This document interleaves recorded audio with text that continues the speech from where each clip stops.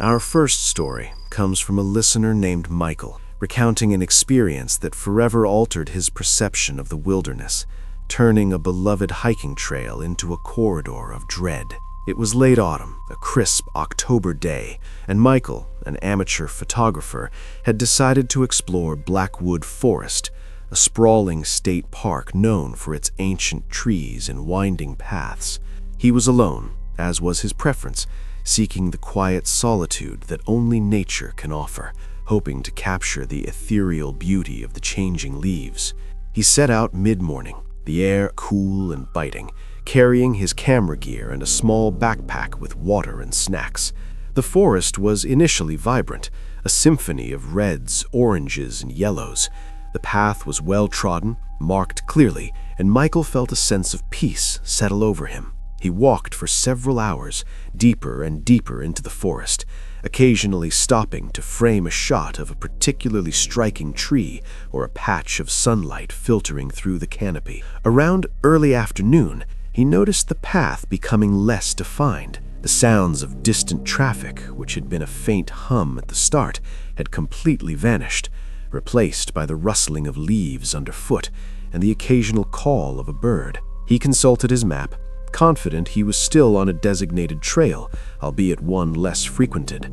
The trees here were older, their branches gnarled and reaching, forming a denser canopy that allowed less light to penetrate. The air grew colder, and a subtle dampness clung to everything. It was then he heard it, a whisper, faint, indistinct, like wind rustling through dry leaves, but with an unmistakable human cadence.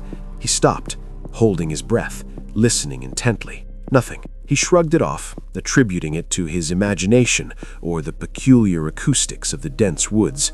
He continued walking, but the feeling of being alone had shifted. Now he felt watched. A few minutes later, the whisper came again, clearer this time and closer. It sounded like multiple voices, low and guttural, just beyond his immediate line of sight. He froze, his heart beginning to pound a heavy rhythm against his ribs. He called out, "Hello? Is anyone there?" His voice sounded thin and vulnerable in the sudden silence that followed. No response. He stood for what felt like an eternity, straining his ears, scanning the deep shadows between the trees. The vibrant colors of autumn now seemed muted, oppressive, the dense foliage an impenetrable wall hiding untold things. A cold dread began to seep into his bones, a primal fear he hadn't experienced since childhood nightmares. He slowly took out his phone, checking for signal. None. He knew he should turn back. As he turned to retrace his steps, a branch snapped sharply behind him. He spun around, camera still clutched in his hand. Nothing. But the whispers had returned, louder now and distinctly closer, seeming to emanate from directly behind the trees flanking the path, others from the dense undergrowth. He felt an icy breath on the back of his neck, though there was no wind. A distinct, unnervingly low chuckle echoed just feet away, sounding wet and ancient. He dared not look. His entire being screamed at him to flee. He broke into a full sprint, blindly crashing through the undergrowth, abandoning any pretense of following the path. Branches clawed at his face and arms, tearing his jacket, but he didn't feel the pain. All he felt was the suffocating terror, the desperate need to escape the cacophony of voices that seemed to chase him, to mock him. The forest, once a sanctuary, had become a living, breathing entity, an enemy determined to keep him within its grasp. He ran till his lungs burned, till his legs ached with fiery protest. He stumbled, falling hard, scraping his hands on sharp rocks. He scrambled back up, his eyes wide with frantic desperation, searching for any sign of escape. Through a break in the trees, he saw it, a glimmer of sunlight, brighter than anything he had seen in hours. A main road. He pushed himself forward, fueled by a renewed surge of adrenaline. As he burst out of the tree line onto the familiar asphalt of the park road, the whispers abruptly ceased. The silence was deafening, the sudden absence of the spectral voices almost as terrifying as their presence. He leaned against a guardrail, gasping for air, his body trembling uncontrollably. He looked back at the dense, dark edge of Blackwood Forest. It stood there, silent and unmoving, a wall of green and brown, betraying no hint of the horrors he had just endured. Yet he knew he had been chased, tormented by something ancient and malevolent that resided within those woods. Michael never returned to Blackwood Forest. He still goes hiking, but never alone, and never into woods that feel too old, too silent. The memory of those whispers, the chilling, inhuman chuckle, remains etched into his mind, a constant reminder that some places hold secrets far darker than any mere shadow.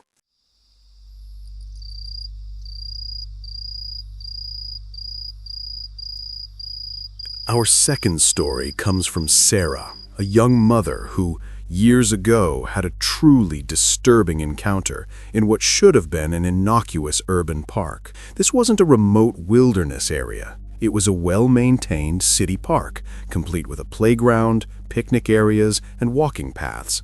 A place where children laughed and families gathered, a bastion of normalcy within the urban sprawl. Yet it was here that Sarah witnessed something that defied explanation and instilled in her a profound, lingering fear.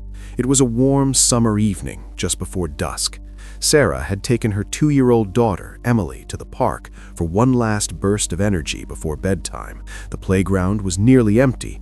Only one other family remained, packing up their belongings on a nearby bench. Emily was happily playing in the sandbox, while Sarah sat on a swing, gently swaying and keeping an eye on her daughter. The golden hour light cast long shadows, giving the familiar park a slightly ethereal quality. As the sun began to dip below the horizon, Sarah noticed a figure standing near the edge of the tree line, which bordered one side of the park. It was a man, dressed in dark clothing, standing unnaturally still. His back was to her, and he seemed to be staring intently into the dense foliage, though there was nothing remarkable there, just trees and overgrown bushes. He was tall, thin, and his posture was rigid, almost doll-like. Sarah felt a prickle of unease. It wasn't uncommon for people to stroll through the park, but this man's stillness, his seemingly aimless presence, struck her as odd. He had been there for at least 15 minutes without moving an inch. The other family eventually left, their footsteps fading into the distance, leaving Sarah and Emily as the only ones remaining on the playground. The light continued to fade, and the park lights flickered on, casting pools of orange glow, but leaving the edges of the park where the man stood in deep shadow. Sarah decided it was time to go. She called to Emily, who, with the typical reluctance of a toddler, slowly made her way out of the sandbox. As Sarah gathered Emily's toys, she glanced back at the man. He hadn't moved, still facing the woods, perfectly motionless. A shiver ran down her spine. There was something profoundly wrong about him. It wasn't just his stillness, it was the sheer lack of any natural movement, any shift of weight, any adjustment. It was like he was a statue. She picked up Emily, who was now clutching her comfort blanket. As Sarah turned to walk towards the exit, her gaze involuntarily flickered back to the figure. And then it moved. Not in a natural human way. His head slowly, deliberately turned over his shoulder. It didn't swivel smoothly. It rotated in a stiff, segmented motion, like a mannequin's head on a broken joint.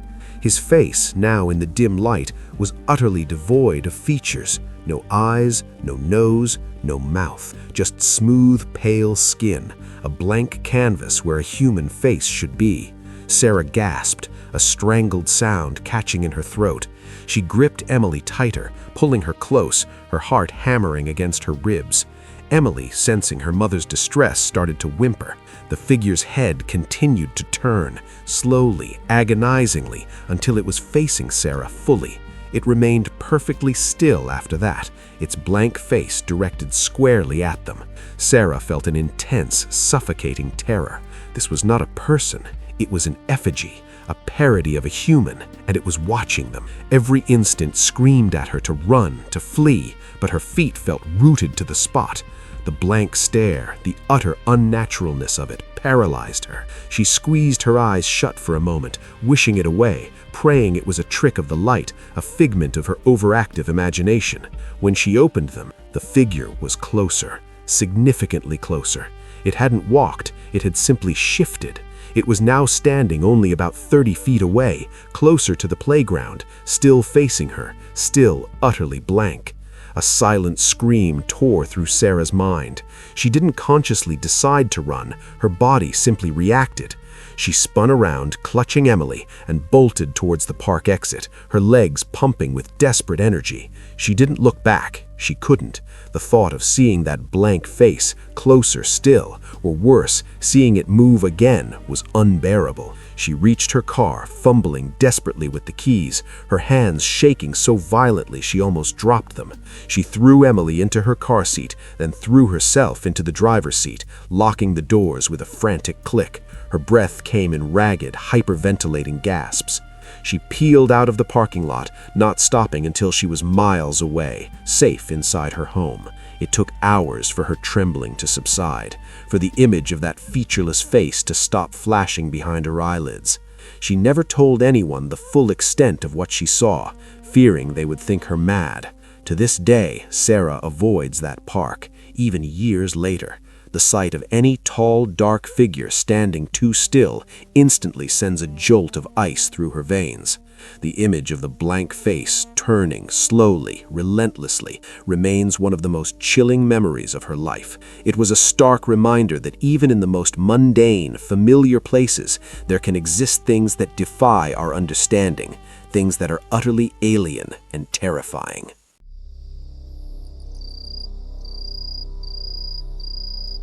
Our final chilling account comes from David, a former groundskeeper at a historic arboretum within a sprawling city park.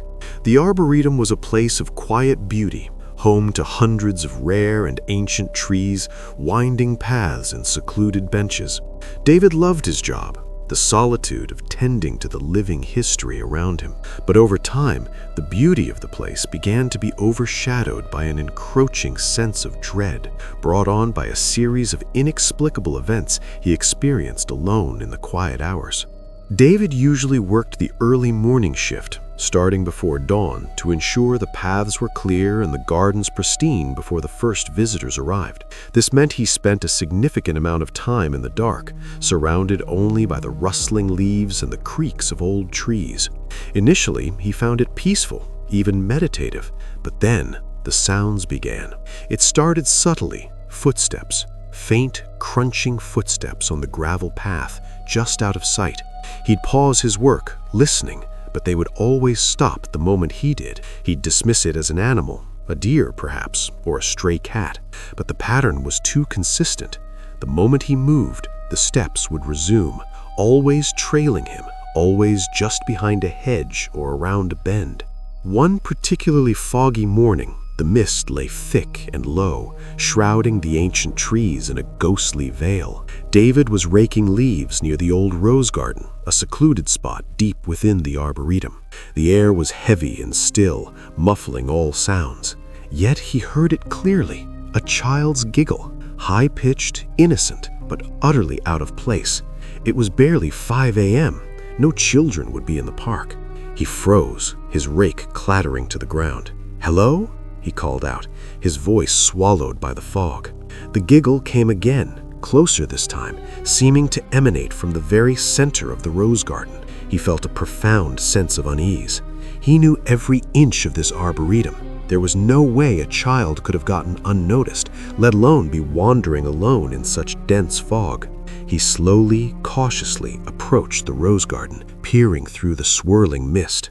The giggle faded, replaced by a soft, almost mournful hum. It sounded like a lullaby, sung by a woman, distant and sorrowful. His blood ran cold. The atmosphere had shifted entirely, from eerie to deeply unsettling. He felt an intense presence, a heavy sadness that permeated the very air. He quickly retreated, the unexplained sounds echoing in his mind, vowing to avoid that part of the arboretum during his early shifts. However, the phenomena did not cease. They intensified, Tools would go missing from his cart, only to reappear in impossible places. His shears hanging from a branch of a tree he hadn't approached, his gloves tucked neatly under a bench far from where he'd left them. He started finding small, intricately braided bundles of dried grass and twigs placed on benches or at the base of certain old trees. They looked like offerings, or perhaps small, primitive dolls. He always found them discarded, fearing what they might represent. One night, David was closing up, making his final rounds just after sunset. The arboretum was completely empty, the gates locked. As he walked past the grand old oak, a tree that stood sentinel at the heart of the arboretum, he heard a distinct thud from within its massive hollow trunk. Curiosity, mixed with a growing apprehension, compelled him to investigate. He shone his flashlight into the dark opening.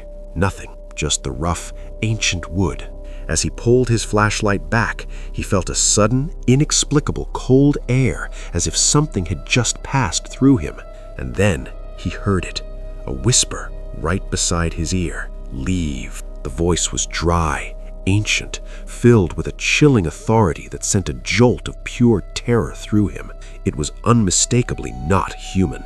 David didn't hesitate. He dropped his flashlight and ran. He ran faster than he ever thought possible, not looking back, not stopping until he was out of the arboretum gates, fumbling with the keys to lock them behind him. His heart pounded like a drum against his ribs, his breath ragged and coming in desperate gasps. He didn't pick up his flashlight. He left it there, a sacrifice to whatever unseen entity resided within the arboretum. He called his supervisor the next morning, quitting on the spot. He couldn't bring himself to explain the real reason, simply stating he needed a change.